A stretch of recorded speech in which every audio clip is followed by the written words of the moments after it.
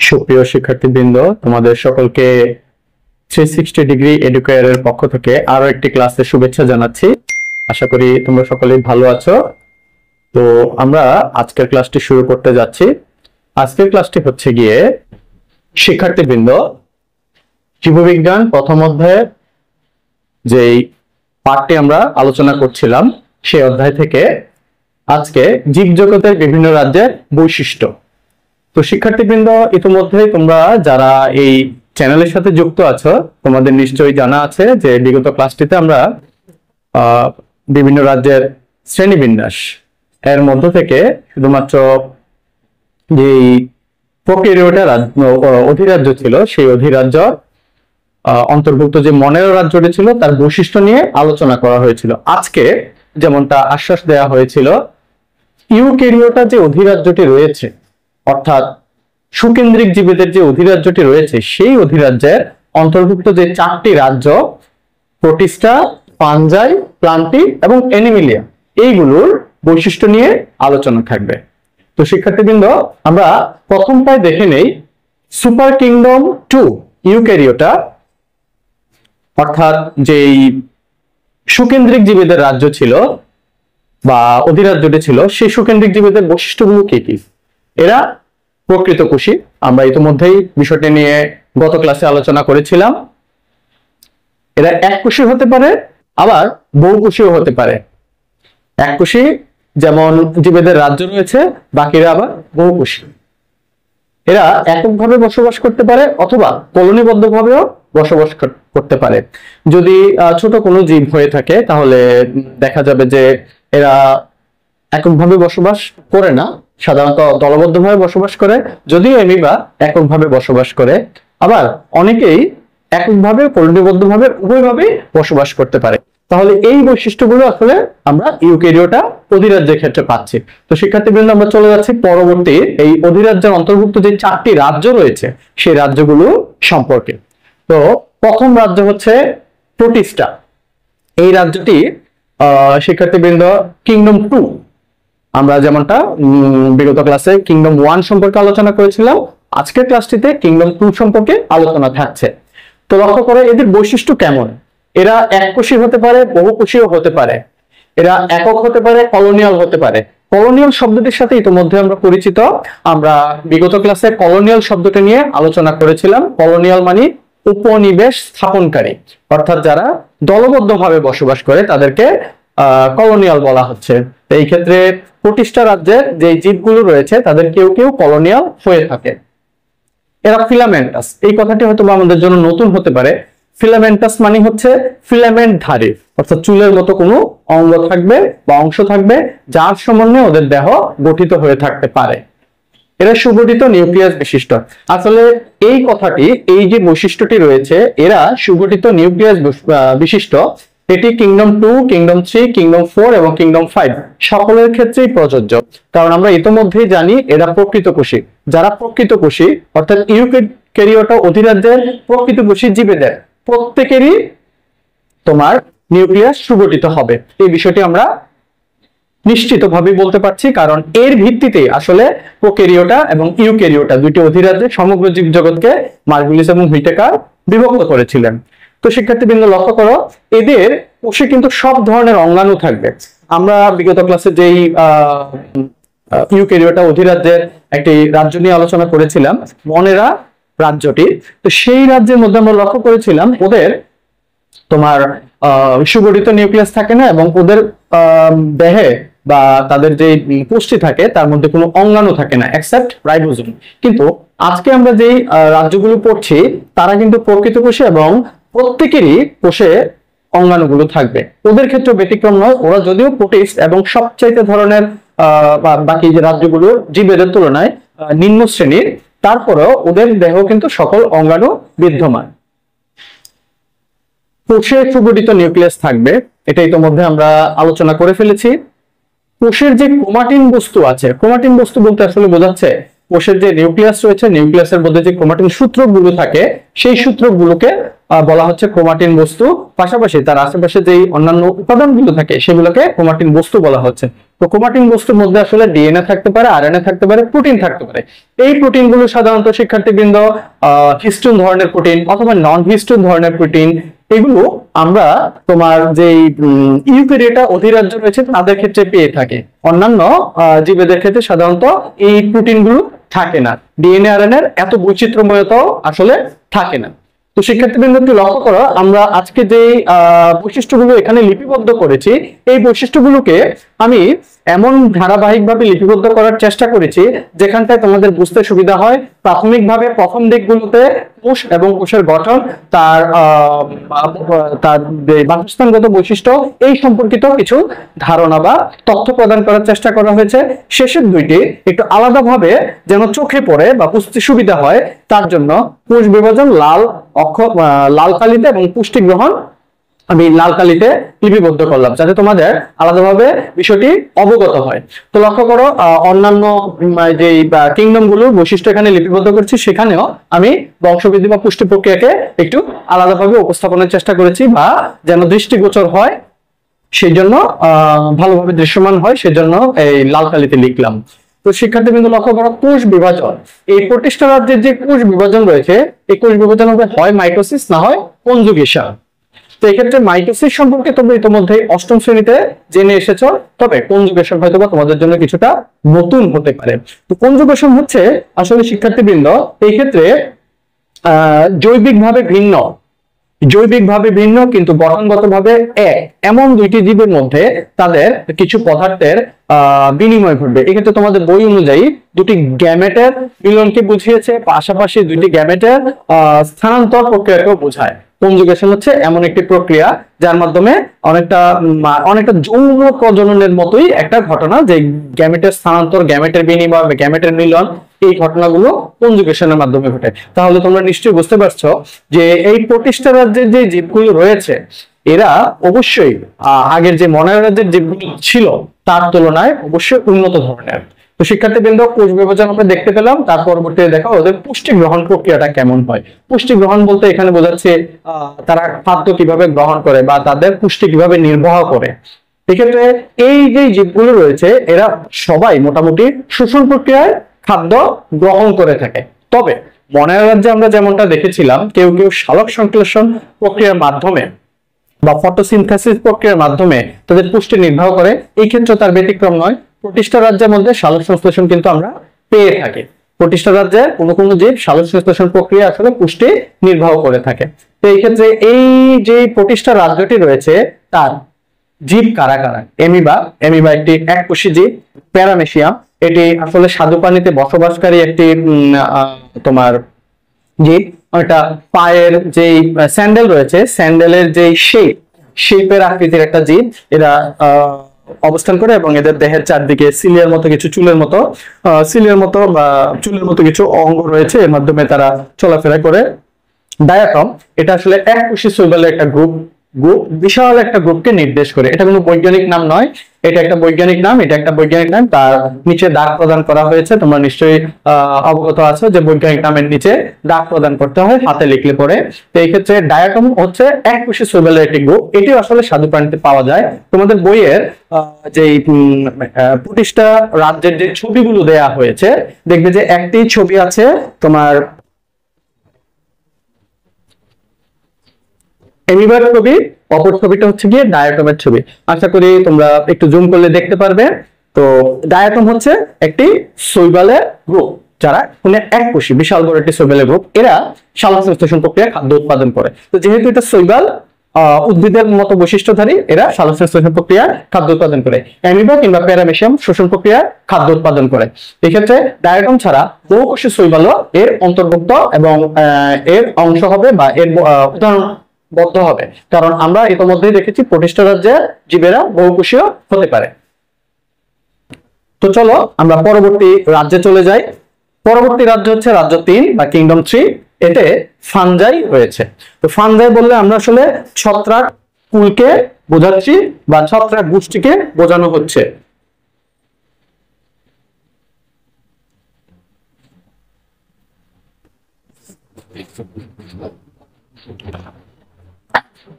ছত্রাক গোষ্ঠী, ছত্রাক সম্পর্কে তোমরা অবগত আছো। এদের দেহ এককোষী হতে পারে, যেমন ইস্ট এর দেহ এককোষী হতে পারে, মিউকরের দেহ এককোষী হতে পারে। এরা সরু সুতার মতো, মাইসিলিয়াম, একটু আলাদাভাবে দৃশ্যমান হওয়ার জন্য লাল কালিতে লিখলাম।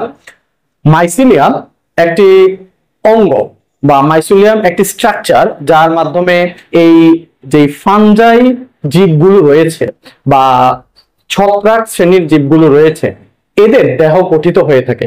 এটা অনেকটা সরু সুতার মতো একটা স্ট্রাকচার। এটা তোমার ডিভাইডেড হতে পারে অথবা লম্বা সুতার মতো গঠনাকৃতির হতে পারে। এগুলো একত্রিত হয়ে একটা ছত্রাকের দেহ গঠিত হয়ে থাকে। এই সুতাটির নাম হচ্ছে মাইসিলিয়াম। এরা স্থলজ হতে পারে, এরা মৃতজীবী হতে পারে, পরজীবী হতে পারে। তো স্থলজ বললে তুমি যদি মাশরুমকে টানো, মাশরুম একটা স্থলজীবী জীব বা স্থলজীবী ছত্রাক।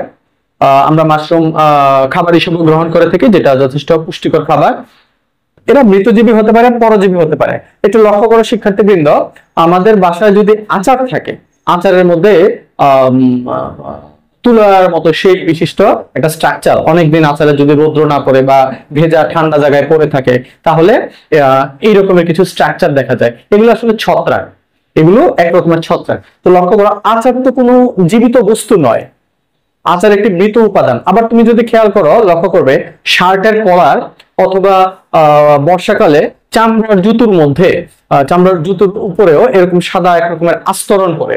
এগুলো এক রকমের ছত্রাকের দ্বারা গঠিত একটা স্তর বা তাদের কলোনি। তো এই ছত্রাক গুলো লক্ষ্য করো, চামড়ার জুতো, শার্টের কলার বা আচারের যে অংশ অথবা ধরো ভেজা কাঠ, এই জায়গার উপর যে ছত্রাক গুলো বসবাস করতেছে বা জীবিত মানে তাদের জীবিকা নির্বাহ করতেছে, তারা কিন্তু মৃত বস্তুর উপর তাদের পুষ্টি নির্ভর করে জীবন ধারণ করতেছে। এই কারণে এদেরকে মৃতজীবীও বলা যায়। মানে মৃতজীবী হিসেবে অনেক ছত্রাক আছে। আবার পরজীবী ছত্রাক রয়েছে, যারা যেমন ধরো কোনো গাছের উপর যদি কোনো ছত্রাক অবস্থান করে, তুমি দেখবে গাছের বাকলে শক্ত শক্ত ছত্রাক, সাদা আকৃতির ছত্রাক থাকে। এগুলোকে আমি পরজীবী ছত্রাক বলবো। ওরা কিন্তু জীবিত বস্তুর উপরে অবস্থান করতেছে, ওরা জীবিত বস্তুর উপর অবস্থান করতেছে, ওদেরকে মৃতজীবী বলা যাবে না, ওদেরকে বলতে হবে পরজীবী। তো লক্ষ্য করো শিক্ষার্থীরা, স্থলজ, মৃতজীবী এবং পরজীবী তিন রকমই ছত্রাক জীবন যাপন করতে পারে। তারপরে এদের কোষ প্রাচীরে কাইটিন থাকে, এটা একটা বিশেষ বৈশিষ্ট্য। আমরা জানি উদ্ভিদ ছাড়া কোষ প্রাচীর কিন্তু পাওয়া যাবে না, উদ্ভিদ ছাড়া সাধারণত কোষ প্রাচীর পাওয়া যায় না, প্রাণী দেহে কোষ প্রাচীর অনুপস্থিত। কিন্তু উদ্ভিদ দেহের যে কোষ প্রাচীর রয়েছে সেখানে সেলুলোজ থাকে, তবে ছত্রাকের কোষ প্রাচীরে কাইটিন থাকে, সেখানে সেলুলোজের বদলে কাইটিন থাকে। কাইটিন একটি বড় পলিস্যাকারাইড বা শ্বেতসার জাতীয় পদার্থ, যেটি সেলুলোজের তুলনায় পৃথিবীতে অপেক্ষাকৃত কম থাকে। তবে সবচেয়ে বেশি সেলুলোজ থাকলেও সেকেন্ড নাম্বারে আমাদের কাইটিনকে হিসাব করতে হবে। তো কাইটিন আসলে উদ্ভিদের কোষ প্রাচীরে থাকে না, ছত্রাকের কোষ প্রাচীরে অবস্থান করে। এই বৈশিষ্ট্যটিকে আলাদা করে উপস্থাপন করতে হবে। তারপরে দেখো ক্লোরোপ্লাস্ট অনুপস্থিত, এটি গুরুত্বপূর্ণ বৈশিষ্ট্য। তোমরা জানো ছত্রাক নিজের খাবার নিজে তৈরি করতে পারে না, কারণ তার যদিও উদ্ভিদের মতো কোষ প্রাচীর থাকে কিন্তু তার ক্লোরোপ্লাস্ট অনুপস্থিত। ক্লোরোপ্লাস্ট থাকলে সে আসলে ফটোসিনথেসিস প্রক্রিয়া খাদ্য উৎপাদন করতে পারত, তার ক্লোরোপ্লাস্ট থাকে না। তারপর দেখো বংশবৃদ্ধি, হ্যাপ্লয়েড স্পোর দ্বারা তারা বংশবৃদ্ধি করে। এখন প্রশ্ন আসতে পারে, হ্যাপ্লয়েড স্পোর বলতে আসলে কি বোঝায়? তো হ্যাপ্লয়েড স্পোর বলতে শিক্ষার্থীবৃন্দ, হ্যাপ্লয়েড বললে আসলে এক সেট ক্রোমোজোম বিশিষ্ট অংশকে বোঝায় বা n সংখ্যক ক্রোমোজোম বিশিষ্ট ক্রোমোজোমকে বোঝায়। এক্ষেত্রে স্পোর হচ্ছে ছত্রাক কিংবা নিম্ন শ্রেণীর বিভিন্ন শৈবাল, এর ক্ষেত্রে এক ধরনের ছোট অণুবীজ বলা হয় বাংলা একে। এই অণুবীজ জাতীয় উপাদানগুলো একত্রিত হয়ে আসলে বা মিলনের মাধ্যমে ছত্রাক তার বংশ বৃদ্ধি করে থাকে, বংশ বিস্তার করে থাকে। আশা করি শিক্ষার্থীরা বোঝাতে পারলাম। পরবর্তীতে দেখো পুষ্টি প্রক্রিয়া, এরও আসলে শোষণের মাধ্যমে পুষ্টি সংগ্রহ করে থাকে। তুমি একটু লক্ষ্য করো, একটা ছত্রাক কাঠের উপরে অবস্থান করছে, এই ছত্রাকটা যদি পুষ্টি সংগ্রহ করতে হয় অথবা চামড়ার জুতোর উপরে অবস্থান করতে হয়, তাকে যদি পুষ্টি সংগ্রহ করতে হয়, সে আসলে কিভাবে পুষ্টি সংগ্রহ করবে? সে পুষ্টি সংগ্রহ করবে শোষণ প্রক্রিয়ার মাধ্যমে। শিক্ষার্থীবৃন্দ, শোষণ প্রক্রিয়ার মাধ্যমে সে পুষ্টি সংগ্রহ করবে। এবার একটু লক্ষ্য করো এর উদাহরণগুলো কি। উদাহরণগুলো ইতিমধ্যে কয়েকটা উদাহরণ এখানে আলোচনা হয়ে গেছে। ইস্টের কথা বললাম, মাশরুমের কথা বললাম। পেনিসিলিয়ামও এরকম একটা ছত্রাক, যার মধ্য থেকে আসলে ছত্রাকের বৈশিষ্ট্যগুলো পাওয়া যায়। এবার আমরা চলে যাচ্ছি কিংডম 4 কিংবা প্লান্টি রাজ্যে। এটি সমস্ত উদ্ভিদকুল, জীবজগতে যত উদ্ভিদ রয়েছে বা উদ্ভিদকুল রয়েছে বা উদ্ভিদ রাজি রয়েছে তাদেরকে নিয়ে যেই গ্রুপটি বা যেই রাজ্যটি গঠিত হয়েছে মার্গুলিস এবং হুইটেকারের শ্রেণীবিন্যাসে, সেটি হচ্ছে গিয়ে প্লান্টি। এখানে তুমি বলতে পারো সকল উদ্ভিদ জগৎ বা উদ্ভিদকুল,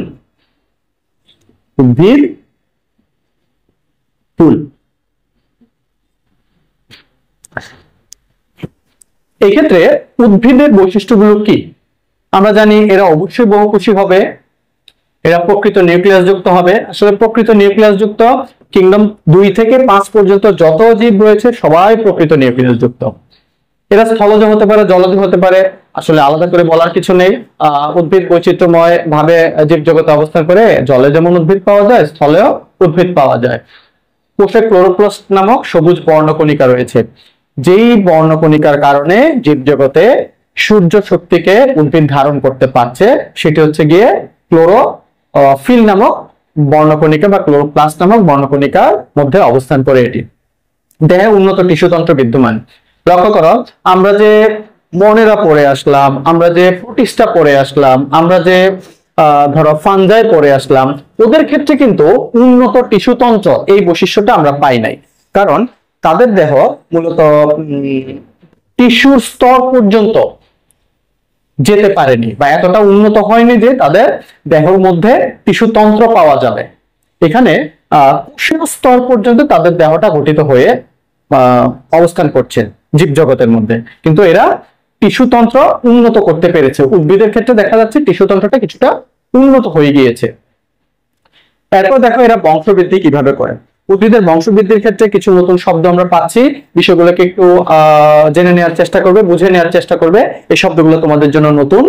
এরা বংশবৃদ্ধি করে যৌন জনন পদ্ধতিতে। যৌন জনন পদ্ধতি সম্পর্কে আমরা ইতিমধ্যেই জানি যে যদি দুইটি গ্যামেট, ভিন্নধর্মী বা বিপরীতধর্মী গ্যামেট একত্রিত হয়ে জাইগোট গঠন করে বা মিলিত হয়, তাহলে তাকে তোমার যৌন জনন বা যৌন প্রজনন বলা হচ্ছে। যে ক্ষেত্রে গ্যামেট লাগে না তাকে অযৌন জনন বলে। এই ক্ষেত্রে উদ্ভিদ তার প্রজনন বা বংশবৃদ্ধি সাধারণত যৌন জনন প্রক্রিয়ায় করে। তো এই ক্ষেত্রে নতুন একটা শব্দ পাওয়া যাচ্ছে, তা হচ্ছে অ্যানাইসোগ্যামাস। অ্যানাইসোগ্যামাস একটা নতুন শব্দ শিক্ষার্থীবৃন্দ তোমাদের জন্য। এটি সাধারণত এইচএসসি ক্লাসে আলোচনা রয়েছে আইসোগ্যামাস এবং অ্যানাইসোগ্যামাস সম্পর্কে। তো অ্যানাইসোগ্যামাস এই শব্দটিকে আমি যদি একটু ভেঙে বোঝানোর চেষ্টা করি, শিক্ষার্থীবৃন্দ লক্ষ্য করো, আমি এই অংশটাকে একটু মুছে নিচ্ছি। আশা করি এগুলো তোমরা বুঝে গিয়েছ। শব্দটি হচ্ছে অ্যানাইসোগেমাস।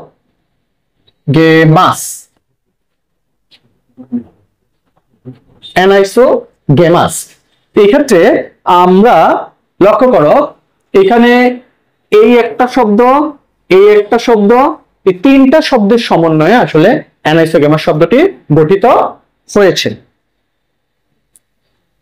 এই ক্ষেত্রে এন শব্দটি যারা নির্দেশ করে নয় বা নট এরকম কিছু, আইসো শব্দটা দ্বারা নির্দেশ করে সেম বা একই রকম, একই রকম। অপরদিকে গ্যামাস শব্দটি নির্দেশ করতেছে গ্যামেট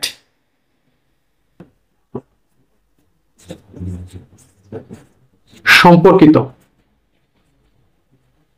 তো শিক্ষার্থীবৃন্দ, যদি শব্দটির বিশ্লেষণ থেকে আমরা শব্দটির অর্থ বোঝার চেষ্টা করি, এন মানে নয়, আইসো মানে একই রকম, মানে একই রকম নয় গ্যামেট। যে গ্যামেটটা একই রকম নয়, আমরা জানি যে যৌন জনন হচ্ছে দুইটি গ্যামেটের মিলন। যৌন জনন এর মাধ্যমে দুইটি গ্যামেট মিলিত হয়ে প্রজনন সম্পাদিত হয়। এক্ষেত্রে অ্যানাইসোগেমাস হচ্ছে এমন এক ধরনের যৌন জনন যে ক্ষেত্রে গ্যামেটগুলো একই আকৃতি বিশিষ্ট নয়, একই রকম নয়। একই রকম নয় বলতে তোমরা যদি তোমাদের বইটা একটু লক্ষ্য করো, তাহলে সেখানে লেখা আছে যে আকার আকৃতি ও গঠন এর দিক থেকে ভিন্ন ধরনের গ্যামেটের সমন্বয়ে যৌন জনন সম্পাদিত হয়ে থাকে।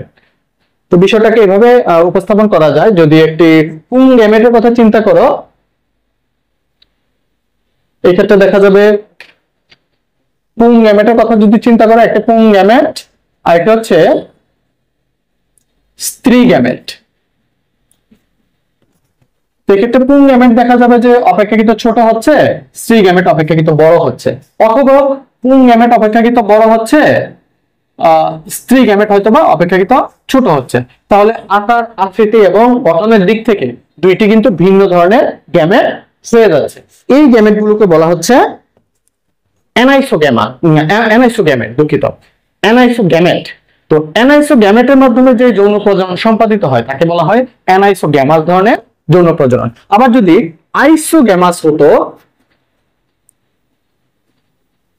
তাহলে দেখো, আইসোগ্যামাস হলে সেম গ্যামেট হতো, তো গ্যামেট দেখা যেত যে এখানে একটা পুংজনন কোষ অথবা একটা স্ত্রী জনন কোষ একই আকৃতি বিশিষ্ট হতো, তখন তাকে বলা হতো আইসোগ্যামাস। তো আইসোগ্যামাস আসলে তোমাদের বইয়ে ওইভাবে লিপিবদ্ধ করা হয়নি, যেহেতু প্রসঙ্গক্রমে আসলো জানিয়ে রাখা হলো বা জানিয়ে দেওয়া হলো। তো আশা করি শিক্ষার্থীবৃন্দ, যৌন জনন উদ্ভিদের ক্ষেত্রে অ্যানাইসোগ্যামাস বলতে কি বোঝায় বিষয়টি তোমাদের কাছে এখন স্পষ্ট হয়ে গিয়েছে। এবার দেখো, এদের ভ্রূণ সৃষ্টি হয়। তো স্বাভাবিকভাবেই যেহেতু যৌন জনন হচ্ছে, এই ক্ষেত্রে যৌন জনন এর মাধ্যমে যখন তোমার জাইগোট তৈরি হবে, জাইগোটের পরবর্তী অবস্থাটা হচ্ছে ভ্রূণ। তো এদের ক্ষেত্রে বা অন্যান্য জীবদের ক্ষেত্রে ভ্রূণ পর্যায়ে পর্যন্ত জীব গঠিত হয় না, এক্ষেত্রে ভ্রূণ সৃষ্টি হয় এবং এখান থেকে ডিপ্লয়েড দশা বা 2n স্টেজ যেটাকে আমরা বলছি বা ডিপ্লয়েড ক্রোমোজোম দশা শুরু হচ্ছে। যখন ভ্রূণ সৃষ্টি হবে তখন ডিপ্লয়েড দশা শুরু হবে, ভ্রূণ সৃষ্টি হলে ডিপ্লয়েড দশা শুরু হবে। এরপর হচ্ছে পুষ্টি প্রক্রিয়া। তো আমরা জানি সকল উদ্ভিদে আসলে সালোকসংশ্লেষণের প্রক্রিয়া বা ফটোসিনথেসিস প্রক্রিয়ার মাধ্যমে তাদের পুষ্টি সম্পাদন করে থাকে, কারণ তাদের রয়েছে ক্লোরোপ্লাস্ট বা ক্লোরোফিল নামক একটি বর্ণকণিকা, যে বর্ণকণিকাকে ব্যবহার করে তারা সূর্য শক্তিকে ধরতে পারছে। তো এর মাধ্যমে আসলে তারা শর্করাজাত খাদ্য উৎপাদন করে। এই প্রক্রিয়াটা সালোকসংশ্লেষণ প্রক্রিয়া। আমরা ইতিমধ্যে তাহলে বলতে পারি সালোকসংশ্লেষণ প্রক্রিয়া বনের রাজ্যের কেউ কেউ খাদ্য উৎপাদন করে, আবার প্রতিষ্ঠা রাজ্যের কেউ কেউ খাদ্য উৎপাদন করে, কিন্তু ফানজাই এবং অ্যানিমেলিয়া রাজ্যের কেউ আসলে সালোকসংশ্লেষণ প্রক্রিয়ার মাধ্যমে খাদ্য উৎপাদন করতে পারে না। এবার আমরা একটু লক্ষ্য করব, এখানে একটা ক্লাসিফিকেশন বা ডিভাইডেশন দেওয়া হয়েছে। দেখো, প্লান্টে, দুঃখিত, প্লান্টি রাজ্যের যে বিভাজনটি রয়েছে বা প্লান্টি রাজ্যের মধ্যে বৈচিত্র্যময়তা রয়েছে, সেখান থেকে দেখা যাচ্ছে সমগ্র উদ্ভিদ কুলকে দুইটি ভাগে বিভক্ত করা হয়েছে। একটা কি বলা হচ্ছে ব্রায়োফাইটা, আরেকটা কি বলা হচ্ছে ট্রাকিওফাইটা। এক্ষেত্রে ব্রায়োফাইটা হচ্ছে তোমার যে সমস্ত উদ্ভিদগুলো পানি সংবহন তন্ত্র বিহীন, পানি সংবহন তন্ত্র বিহীন, পানি সংবহন তন্ত্র এর মধ্যে নেই, এর মধ্যে আসলে পানি সংবহন তন্ত্র অনুপস্থিত, কিন্তু এর মধ্যে পানি সংবহন তন্ত্র উপস্থিত। তো এদেরকে বলা হচ্ছে মসবর্গীয় উদ্ভিদ, যেগুলো একেবারেই ক্ষুদ্রাতি ক্ষুদ্র এবং থ্যালয়েড ধর্মী বলা যেতে পারে। থ্যালয়েড বলতে আসলে বলছি তাদের দেহকে মূল কাণ্ড পাতায় বিভাজিত করা যায় না, তাকে বলা হচ্ছে থ্যালয়েড। তাদের দেহটা একেবারে ক্ষুদ্র, অনেকটা তুমি যদি ওই যে আমরা শ্যাওলা গুলো দেখি, অনেকটা শ্যাওলা টাইপের গঠন হবে মসগুলো। তার পরবর্তীতে ট্রাকিওফাইটা কিন্তু সংবহনতন্ত্র ভারী উদ্ভিদ, সংবহনতন্ত্র বিশিষ্ট উদ্ভিদ, যাদের মধ্যে পানি সংবহনতন্ত্র রয়েছে বা ভাস্কুলার বান্ডেল রয়েছে, হ্যাঁ, তাদেরকে ভাস্কুলার উদ্ভিদও বলা হচ্ছে। তো এইদেরকে আবার তিনটা ভাগে ভাগ করা হয়েছে। একটা হচ্ছে ফার্নবর্গীয় উদ্ভিদ, নগ্নবীজী উদ্ভিদ, আবৃতবীজী উদ্ভিদ। তো ফার্নবর্গীয় উদ্ভিদ হচ্ছে, আমরা নিশ্চয়ই তোমরা পুরাতন বিল্ডিং এর মধ্যে কিছু পাতার মতো গাছ, নারিকেল পাতার মতো দেখতে হয়, এরকম গাছ দেখতে পেয়েছো, বা পুরাতন বিল্ডিং এর যেই ছাদে দেখতে পারো অথবা দেয়ালে দেখতে পারো, দেয়ালে গা ঘেঁষে তৈরি হয়ে আছে, এইগুলো আসলে ফার্নবর্গীয় উদ্ভিদ। এদের কখনো ফুলও হবে না, ওদের ফুল আবার ফলও হয় না, এরা অপুষ্পক ধরনের উদ্ভিদ। তারপরে রয়েছে নগ্নবীজী উদ্ভিদ, যাদের যে বীজ উৎপন্ন হয়, বীজটা তোমার কোনো শস্য বা কোনো কিছু দ্বারা আবৃত অবস্থায় থাকে না, যে সমস্ত জীবীদের ক্ষেত্রে তাদেরকে নগ্নবীজী উদ্ভিদ বলা হচ্ছে। যেমন ন্যাটাম এর একটা উদাহরণ, পাইনাস এটা একটা উদাহরণ, সাইকাস এর একটা উদাহরণ। এরপরে দেখো আবৃতবীজী উদ্ভিদ। আবৃতবীজী উদ্ভিদ হচ্ছে, দেখো আমরা যে সমস্ত ফল ফলাদি খাচ্ছি আমাদের আশেপাশে, যেমন ধরো আম, জাম, কাঁঠাল, তারপরে লিচু, পেয়ারা, এই সমস্ত ফলগুলো হচ্ছে আবৃতবীজী উদ্ভিদ। ওদের যে বীজটা রয়েছে, তুমি যদি আপেলের কথা ধরো, আপেলের যে বিচিটা বা তরমুজের কথা ধরো, তার যে বিচিটা রয়েছে শস্য দ্বারা বা ফলের ভিতরে গুপ্ত অবস্থায় অবস্থান করে, এদেরকে আসলে আবৃতবীজী বা গুপ্তবীজী উদ্ভিদ বলা হচ্ছে। তো এই আবৃতবীজী উদ্ভিদ বা গুপ্তবীজী উদ্ভিদ আবার দুই ভাগে বিভক্ত, এক বীজপত্রী হতে পারে, দ্বিবীজপত্রী হতে পারে। তাদের বীজপত্র অঙ্কুরিত হওয়ার সময়, বীজ যখন অঙ্কুরিত হয় তখন কারো কারো ক্ষেত্রে একটা বীজ তৈরি হয়, তাকে এক বীজপত্রী উদ্ভিদ বলা হয়। আবার কারো কারো ক্ষেত্রে অঙ্কুরিত হওয়ার সময় দুইটা বীজপত্র তৈরি হয় বা পাতা তৈরি হয়, বীজপত্র বা ভ্রূণ যখন অঙ্কুরিত হয় বীজটা, তখন তাদেরকে বলা হচ্ছে দ্বিবীজপত্রী উদ্ভিদ। তো আশা করি প্ল্যান্টেরিয়ার যে বৈচিত্র্যময় জগৎ রয়েছে তার সম্পর্কে একটি সংক্ষিপ্ত ধারণা প্রদান করতে পারলাম। তোমাদের যদি ইচ্ছে থাকে কমেন্টে জানাতে পারো, তাহলে এটি নিয়ে আরেকটি বিস্তারিত ক্লাস করা আগ্রহ রইল। তো শিক্ষার্থীবৃন্দ, আজকের ক্লাসের সর্বশেষ যে রাজ্য তা হচ্ছে গিয়ে কিংডম 5 বা অ্যানিমেলিয়া রাজ্য। অ্যানিমেলিয়া রাজ্য লক্ষ্য করো, সকল প্রাণীকুলকে এখানে নির্দেশ করা হচ্ছে বা সকল প্রাণীকুলকে বোঝাচ্ছে, প্রাণী জগৎকে এখানে নির্দেশ করা হচ্ছে।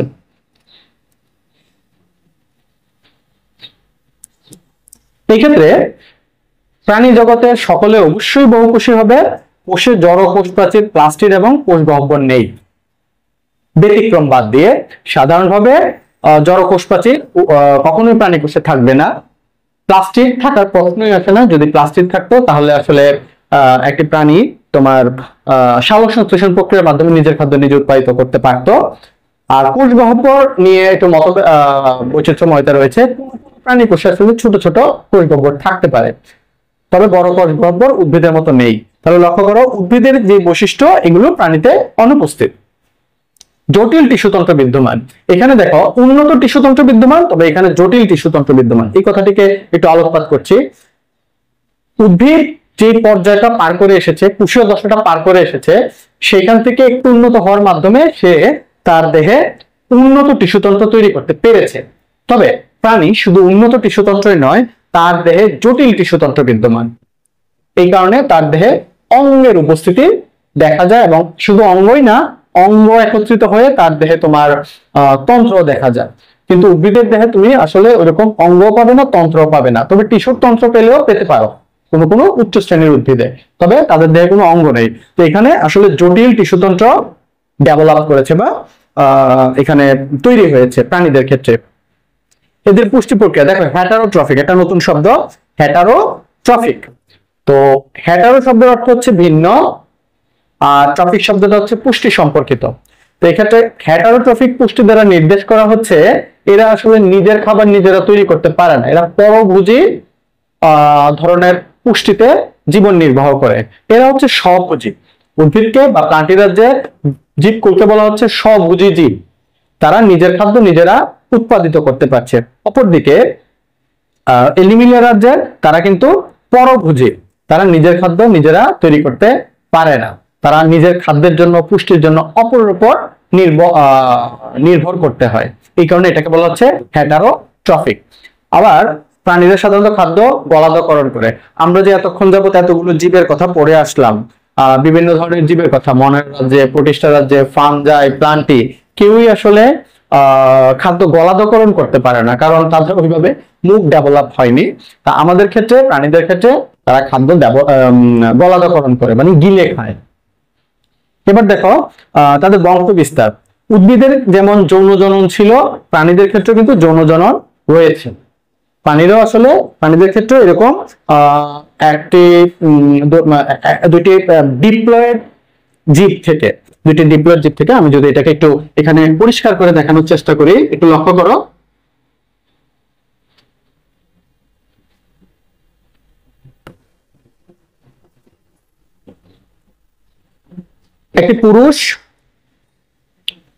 একটি পুরুষ এবং একটি স্ত্রী, ডিপ্লয়েড পুরুষ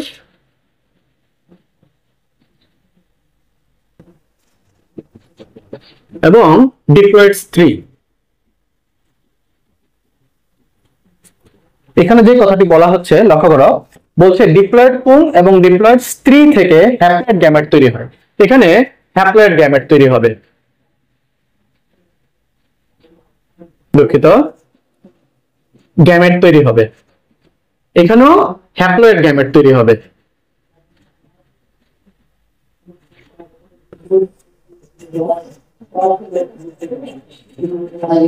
হ্যাপ্লয়েড গ্যামেট মানে এন, হ্যাপ্লয়েড গ্যামেট মানে এন, এটা 2n, এটা হচ্ছে 2n। এইবার বলছে এই হ্যাপ্লয়েড গ্যামেট তৈরি হবে, এই গ্যামেট মিলিত হবে, এই দুইটি গ্যামেট মিলিত হবে। দুইটি গ্যামেট যখন মিলিত হবে শিক্ষার্থীবৃন্দ লক্ষ্য করো, এখান থেকে 2n একটি কোষ তৈরি হবে, এই কোষটাকে বলা হচ্ছে জাইগোট। এই কোষটাকে বলা হচ্ছে শিক্ষার্থীবৃন্দ জাইগোট। এই জাইগোট পরবর্তীতে বিভাজিত হয়ে ভ্রূণ তৈরি করবে, ভ্রূণ থেকে পূর্ণাঙ্গ প্রাণী তৈরি হবে। তো এইভাবে আসলে একটি প্রাণী তার বংশ বিস্তার বা প্রজননের কর্মকাণ্ড সম্পাদন করে থাকে। ডিপ্লয়েড পুরুষ থেকে একটি হ্যাপ্লয়েড গ্যামেট তৈরি হবে, ডিপ্লয়েড স্ত্রী থেকে একটি হ্যাপ্লয়েড গ্যামেট তৈরি হবে। তো এই ক্ষেত্রে আমরা যদি ধরেই নেই ডিপ্লয়েড পুং থেকে সাধারণত শুক্রাণু তৈরি হয়, যে গ্যামেটটা সেটাকে বলা হচ্ছে শুক্রাণু, আর এখান থেকে তৈরি হচ্ছে ডিম্বাণু। শুক্রাণু এবং ডিম্বাণু একত্রিত হয়ে যে কোষটি তৈরি হলো তা হলো জাইগোট। জাইগোট বিভাজিত হবে, বিভাজিত হয়ে ভ্রূণ তৈরি করবে, ভ্রূণ থেকে একটি পূর্ণাঙ্গ প্রাণী তৈরি হবে। এবার তুমি মিলিয়ে নাও, জীব জগতে যত প্রাণী রয়েছে প্রত্যেকের ক্ষেত্রে এই পদ্ধতির মাধ্যমে মূলত তোমার এই বংশ বিস্তার সম্পাদিত হয়ে থাকে। এই ক্ষেত্রে একটি নতুন কথা রয়েছে ভ্রূণীয় স্তর। তো দুঃখিত, ভ্রূণের মধ্যে ভ্রূণের ক্ষেত্রে আসলে ভ্রূণীয় স্তর পাওয়া যায়। ভ্রূণ যদি ধরো একটা কোষ তো প্রাথমিকভাবে ভ্রূণ রূপান্তরিত হয়, কোষের মধ্যে স্তর দেখা যায়, একাধিক স্তর বিদ্যমান থাকে, এটাকে আমি ভ্রূণ বলছি। এই স্তরগুলো ক্ষেত্রে দেখা যায় শিক্ষার্থীবৃন্দ বিভিন্ন বিভিন্ন স্তর থেকে বিভিন্ন বিভিন্ন অঙ্গ তৈরি হয়, এইগুলোকে বলা হচ্ছে ভ্রূণীয় স্তর। ধরো বাইরের স্তর থেকে ওই প্রাণীটির ত্বক তৈরি হবে, তারপরে মাঝের স্তর থেকে হয়তোবা রক্ত তৈরি হচ্ছে, এরপরে একেবারে ভেতরের দিকের যে কোষীয় স্তর রয়েছে সেই স্তরগুলো থেকে হয়তোবা ওই জীবদেহের তোমার অভ্যন্তরীণ কোনো অঙ্গ গঠিত হচ্ছে বা অভ্যন্তরীণ অঙ্গের ভেতরের দিকে লেয়ার গঠিত হচ্ছে, এটাকে আসলে ভ্রূণীয় স্তর বলা হচ্ছে। ওই ভ্রূণীয় স্তরগুলো তোমরা অষ্টম শ্রেণীতে একটু ধারণা পেয়ে আসছো, দ্বিস্তরী ত্রিস্তরী। আমাদের যত প্রাণী আছে প্রাণীদের ক্ষেত্রে হয় দ্বিস্তর বিশিষ্ট ভ্রূণ পাওয়া যেতে পারে বা ভ্রূণের পরবর্তী দশায়, অথবা ত্রিস্তর বিশিষ্ট পাওয়া যেতে পারে। এই স্তরগুলোকে অ্যাক্টোডার্ম, এন্ডোডার্ম, মেসোডার্ম এই নামে অভিহিত করা হয়ে থাকে। তো শিক্ষার্থীবৃন্দ আমার বিশ্বাস আজকের ক্লাস থেকে তোমরা মোটামুটি সমগ্র জীবজগতের একটি ধারণা লাভ করতে পেরেছো। তো আজকের ক্লাসটি যদি কেউ নতুন ভাবে করে থাকো, তোমাদের প্রশ্ন জাগতেই পারে যে প্রোক্যারিওটিক অধিরাজ্যের যে বৈশিষ্ট্য সেটি কোথায় রয়েছে। আসলে শিক্ষার্থীবৃন্দ আমরা গত ক্লাসে প্রোক্যারিওটিক অধিরাজ্যের বিস্তারিত আলোচনা করেছি। তোমরা যদি দেখতে চাও তাহলে আমাদের প্লেলিস্ট আকারে এই ক্লাসগুলো দেয়া আছে, সেখান থেকে দেখে নিতে পারবে। তো শিক্ষার্থীবৃন্দ আজকের ক্লাসে তোমরা সকলে এতক্ষণ যাবত ক্লাসটি করলে তার জন্য অসংখ্য ধন্যবাদ, এবং যদি ক্লাসটি ভালো লেগে থাকে আমাদের চ্যানেলটিকে সাবস্ক্রাইব করে রাখার জন্য আহ্বান জানিয়ে আজকের ক্লাস এখানে সমাপ্ত করছি।